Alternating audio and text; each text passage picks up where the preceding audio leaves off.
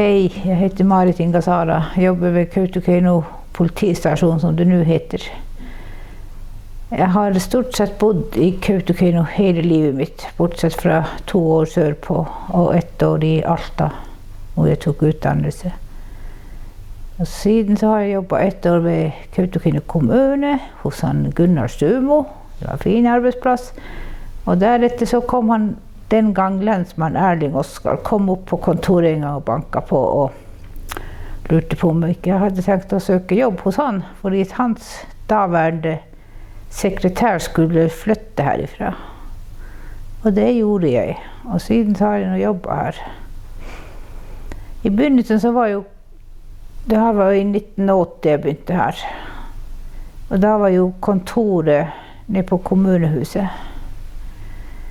Och det var ju en liten plats, men vi klarade oss nog där. Vi var länsman Erling Oskar, och så var han Öystein Iversen och Kjell Arne Hetta. Och så en betjänt som kom och gick, för att säga det sån. Yngste betjänten, den brukade komma och var ett par år här och så får de igen. Och där nere jobbade vi och hade massa artiga stunder och fint förhåll till alla folkan som kom och gick. Och så efter en 10 års tid så flyttade vi upp över hit, där vi är nu. Och här har vi nu varit sidan och väntar på nya lokaler, men de har vi nu väntat på i cirka 20 år. Men så ska det sägas att nu ser det ut som det blir fint. Att vi får nya lokaler nu driver de och gräver.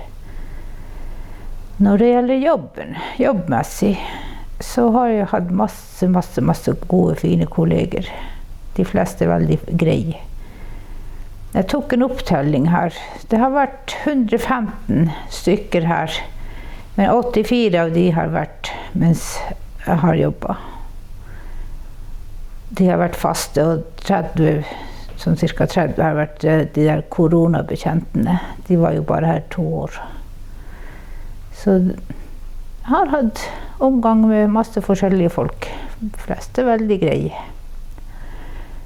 Och ellers så, när jag började där nere i 1980, så skrev vi det mesta för hand. Och när vi skulle kopiera, stencilera som det hette den gången, så var det en maskin, det var en sån grått ark, jag vet inte vad det var, men det blev blå skrift och vi rullade den runt. Det var så lång remsa som man bara skulle dra av efterhvert som man var färdig. Och det gick ju. Vi visste ju inte något annat, så vi syntes ju det var grejt. Där kunde vi nog få kopiera och skriva om att. Och så höll vi nog på. Och så blev det nog efterhvert en ny länsman, han Nils Henriksen. Och han Erling Oskar, han blev pensionist med sig, var där nere, han flyttade söderöver. Och Nils, han blev länsman och vi jobbade med att få det här nya kontoren hit och flytta in här. Och syntes det var fint. Stort i vart fall i förhåll till det som var där nere. Och då kom ju datamaskinen efterhvert. Men det var vanskliga saker. Det var inte sånt som nu att trycka på en knapp. Nej, där måste du skriva massor bokstäver och tegn och ord för att komma där från en sida till en annan sida. Det var ett evigt virrvarr, ska jag säga dig. Men heldigvis efterhvert så kom han Klemmetsen in i bilden, och han var ju sån datafrik eller nörd. Och han kunde ju det här. Men vi andra, vi slet väldigt med det här. Jag husker du de här betjänterna, någon av dem var så sint att de ville kasta ut i maskinen genom vinduerna. Så sint var de på det där. Det var så vanskligt. Men det gick sig nog till efterhvert då. Och för det här datamaskinen så fick vi ju faktiskt skrivmaskin, men det var sån där rättetast och grejer, och det var mycket styr med det. Alltså.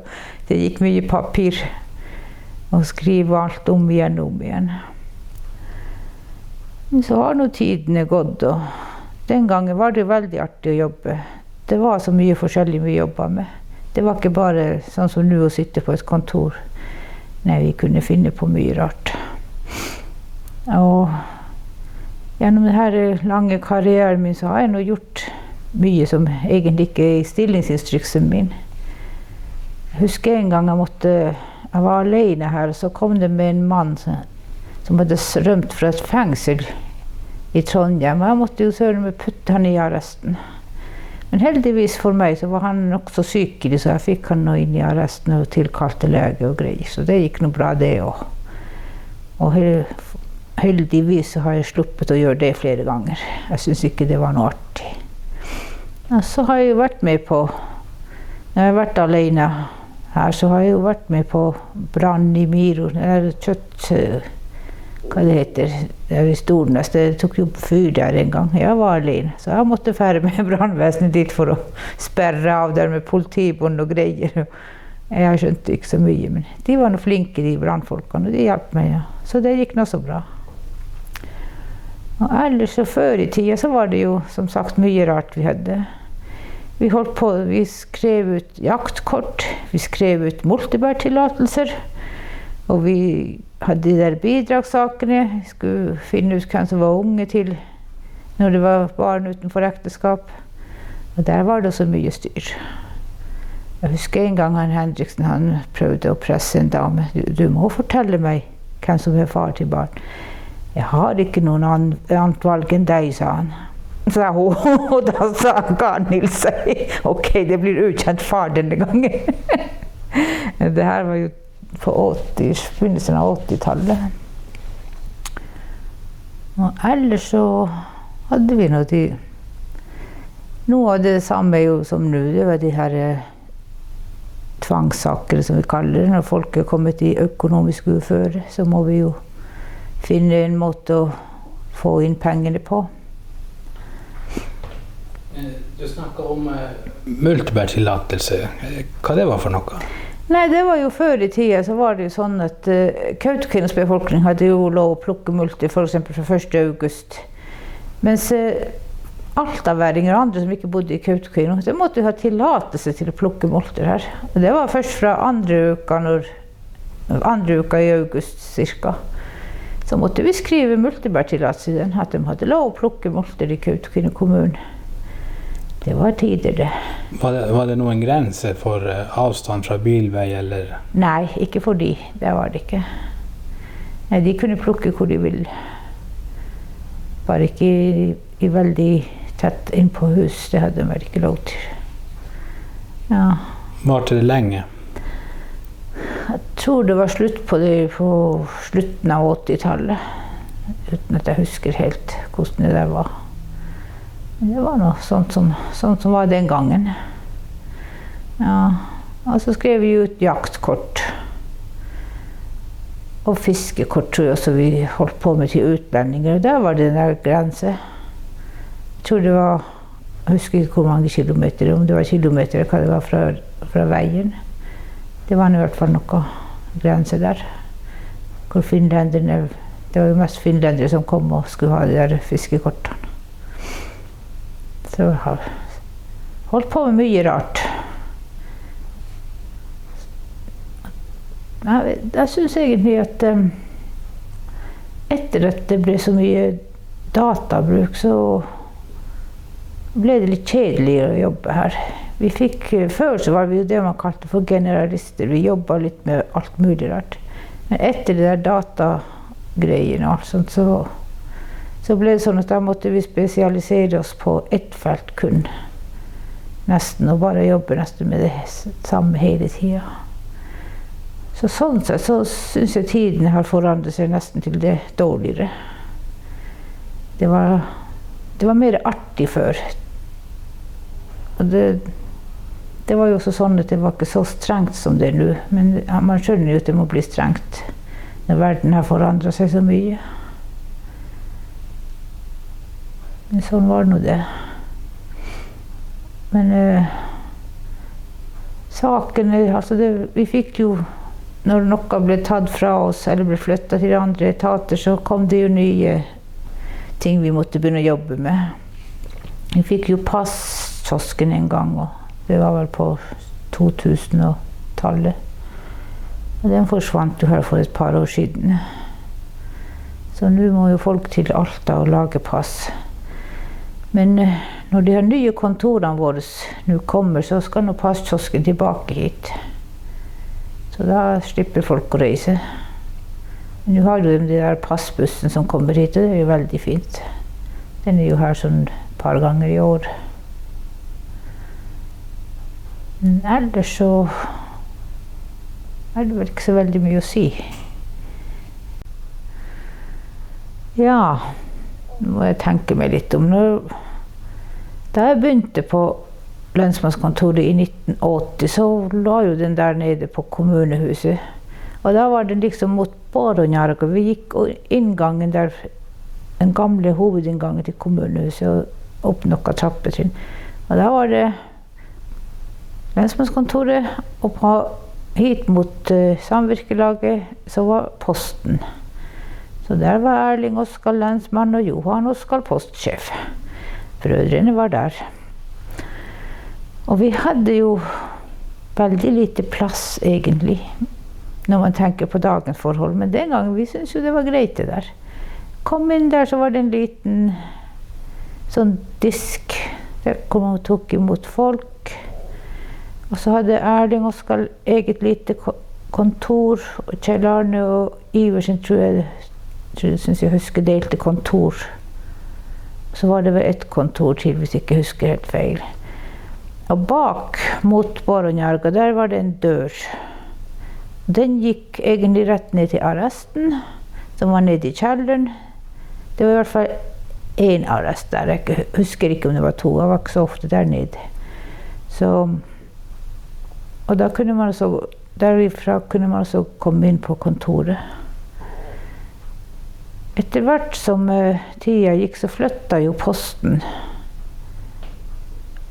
Og da flyttet den vel hit i underetasjen her på butikken til Morten og Heik. Og da fikk jo vi flytte inn på andre siden også. Da fikk vi jo store, fine lokaler, synes vi nå selv. Og da ble jo inngangen også flyttet, sånn at vi brukte inngangen der. Og kortveggen, der er jo, den trappa står vel der inne, og den inngangen, jeg vet ikke om den brukes. Så da fikk vi jo stor ekspedisjon, hvor folk kunne sitte og vente på oss, når de ventet på bekjentene. Men det som var litt rart der, var jo at når man kom inn der, så gikk det en trapp opp til andre etasjen i kommunehuset, eller var det tredje etasjen. Det gikk en trapp opp der. Så noen ganger hendte det jo at når man skulle hente inn folk, at de prøvde å stikke av, og da stakk de opp trappa der, men det var jo låst, så den kom jo ingen vei. Men ellers så var det jo fint. Erling Oskar hadde kontor der helt innerst, der hvor det gamle postkontoret var, eller den selve postkontoret, altså der hvor publikum var på postkontoret. Og så hadde vi Øystein Iversen andre kontoret.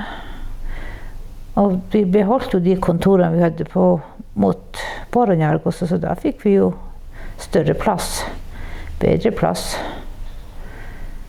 Og der gikk det nå. Det gikk noe fint. Der fikk vi jo en liten kaffekrok der rett på innsida, og der satt vi nå, hadde det artig, mange fine samtaler. Så vi var nå fornøyd den gangen. Helt til de begynte å snakke om at vi måtte få andre kontorer. Og da, når det ble snakk om det, så begynte vi også å tenke litt på det. Det var noe litt trangt og smått der. Men som sagt, når man ikke vet det bedre, så synes man jo alt er bra. Jeg husker han Erling Oskar, jeg husker at han mot slutten av sin arbeidskarriere så ble han jo allergisk mot papirer. Og han hostet, og han nøys.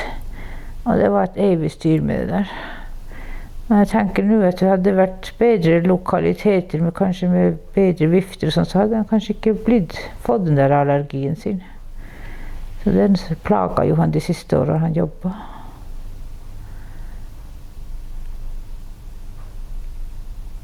Sånn var det der nede. Det hadde vært artig å vite om de har restene en dag der nede i kjelleren. Ja, hvis de færre dit en dag og kikk. Og se om man husker hvordan det der var.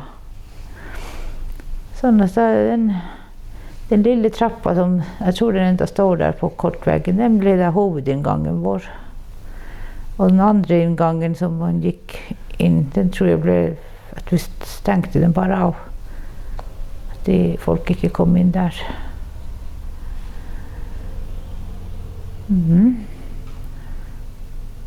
Og etter det så flyttet vi jo hit hvor vi er nå. Her er mye kontorlokaler, mye lokaler, men det er mye gang. Det er mye masse ganger. Det er en labyrint uten like, skal jeg si. Men vi har nå overlevd her også. Så nå, her er jo masse kontor. Her har jo alle sitt eget. Alle har sin egen kontor. Reinpolitiet her. De husker ikke akkurat. De kom vel ikke hit til Kautokeino før etter at det her nye lokalitetene kom. Jeg kan ikke huske reinpolitiet fra før av. Og så var her går reinpolitiet nå. Der var jo arbeidskontoret der vi flyttet inn her. Så vi delte jo lokaler med dem. Og en stund hadde vi jo den fine kaféen. Kaffegalleriet. Det var jo veldig greit. Her kunne man bare stikke innom der og kjøpe en kaffelatte og føle seg som man bodde i Oslo. Ja, sånn går nå tidene. Og nå sitter vi som sagt og venter på kanskje en år å flytte inn i nye kontorer. Da blir det tredje lensmannskontor, eller politistasjon som det heter nå, skal være korrekt. Det blir det tredje stedet jeg flytter til. Og da har jeg overlevd 5 lensmenn. En av dem er død, det er han Erling Oskar. Og så har vi Nils Henriksen, som jeg har jobbet lengst med. Og så har vi han Øyvind Lorentzen, Annette Smukk og Clemmet Kremesen, som var den siste lensmannen. Gikk av, eller stillingen ble tatt bort i 2018. Så etter det så har ikke Kautokeino hatt noen lensmann eller politistasjonssjef, som det heter nå. Så sånn har forandringen, sånn har verden gått videre, for å si det sånn. Jeg husker også da vi hadde flyttet hit til det her lokalet hvor vi er nå, så fant Nils og var det Kjell Arne, eller var det Iversen, fant ut at nei, nå skulle de kjøpe som privatbil og lage dem om til politibil. Og dit for de ned til Sør-Norge og kjøpte som Mercedes et eller annet som stor, som hadde vel vært i sykebil eller noe sånt før. Ja, det skulle de ha meg med på, nei, så jeg vet dere hva, det her blir ikke jeg med på, det her må dere holde på med selv. De hadde nå den bilen, men de brukte jo så mye drivstoff at det var et underskuddsprosjekt helt fra begynnelsen av. Så den bilen, jeg vet ikke hvor den ble av til slutt, om den ble solgt eller hva de gjorde med den. Men det var jo grei sånn at når de hentet folk, så hadde de plass nok, hadde de der bak. Og hvis de ble alt for tullete de folka, så var det bare å sette dem fast i den der båra som var enda var der, den sykehusbåra. Og det der hadde jo aldri gått i dag, men den gangen levde man et friere liv. Kanskje et mer rikt liv enn man gjør nå, tror jeg. Ja. Og det som er med det her nye, det her lokalene hvor vi er nå, det beste her, sier betjentene, er jo at de har fått en badstue her, så det bruker de jo, særlig på vinteren. Men nå når vi flytter over på nye kontorer, så blir det mye mindre plass, da blir det som felleskontorer, og badstua mister dem. Så får vi nå se hvordan det går med treningsrommet. De har jo treningsrom her også, så de har litt fasiliteter sånn sett, men